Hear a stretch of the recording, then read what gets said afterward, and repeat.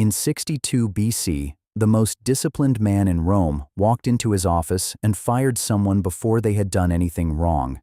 He said he preferred to explain a dismissal before the failure than to justify it after. His name was Cato the Elder, and his rule for trust has never been improved upon. Marcus Porcius Cato served Rome as censor, consul, and senator across 5 decades. His role as censor gave him direct authority over public morality, government spending, and the conduct of Roman officials. He was not a philosopher in the Greek tradition. He was an operator. His Stoic tendencies came not from formal study, but from a Roman interpretation of virtue as function. What you do under pressure reveals what you are. Character is not declared. It is demonstrated repeatedly over time. Cato applied this framework to every person in his circle. He had a specific distrust of loyalty declared in comfort. Anyone could say they were reliable when conditions were easy. Cato was interested in a different question. What does this person do when the stakes are high and no one is watching? Cato's approach to his inner circle followed a precise logic. He did not wait for failure. He watched for the conditions that predicted it. He identified 3 signals, each of which maps to a Stoic principle about character and trust. The first signal: how someone handles small amounts of power. Cato observed that the way a person manages minor authority predicts exactly how they will manage major authority. Most people assume that good performance in a small role automatically transfers to a larger one. Cato's observation was the opposite. If someone shows signs of self-dealing when the stakes are low, those tendencies scale with the position. He removed people at the first indication, not the second. This is the Stoic principle of consistency. Virtue is not situational. A person who is honest only when observed is not honest. They are performing. Cato had no use for performers. The second signal: how someone talks about people who are not present. Cato distrusted people who spoke poorly of absent colleagues, partners, or predecessors. His reasoning was direct. If this person is willing to say this about them when they are not here, they will say the same about you when you are not here. The behavior is the data.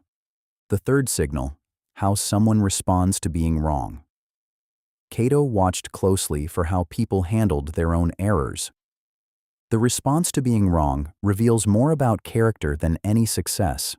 Success is easy to perform. Recovery from failure is where character is visible. Using these 3 signals, Cato built an inner circle that was small, stable, and functional under extreme pressure. He was not popular. He was effective. He fired people his colleagues wanted to keep. He kept people his colleagues undervalued. His track record across 5 decades was the result. Most founders make hiring decisions based on competence signals: resume, portfolio, interview performance, references from people with incentives to be positive. These signals are not useless. They are incomplete. Cato's framework adds a second layer that most hiring processes ignore entirely: character under pressure. The practical application works as follows. Before making a senior hire or promoting someone into a leadership role, a founder needs answers to 3 specific questions. Not in the interview, in the observation period that precedes it. 1. Has this person ever had to manage something that went wrong? Not a clean success. An actual failure. How did they communicate it? Did they surface it early or late? Did they own it or explain it? 2. How does this person talk about people they have worked with before? Listen carefully. Not for criticism. Criticism can be accurate and useful. Listen for the pattern. Chronic critics of former colleagues are not whistleblowers. They are liabilities. 3.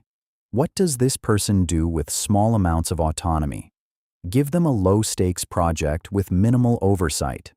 The result tells you more than 6 rounds of interviews. Cato's rule on firing is equally direct. The founders who wait for an undeniable event, a documented failure, a complaint, a financial irregularity, have already waited too long. By the time the event is undeniable, the cost has already been paid. The people you keep define your culture more precisely than the people you hire. Cato did not build loyalty by being generous. He built it by being consistent. The people who stayed knew exactly where they stood. That clarity was the product. The principle: hire for character first, remove early. The cost of waiting is always higher than the cost of acting. Follow if you want to become unbreakable.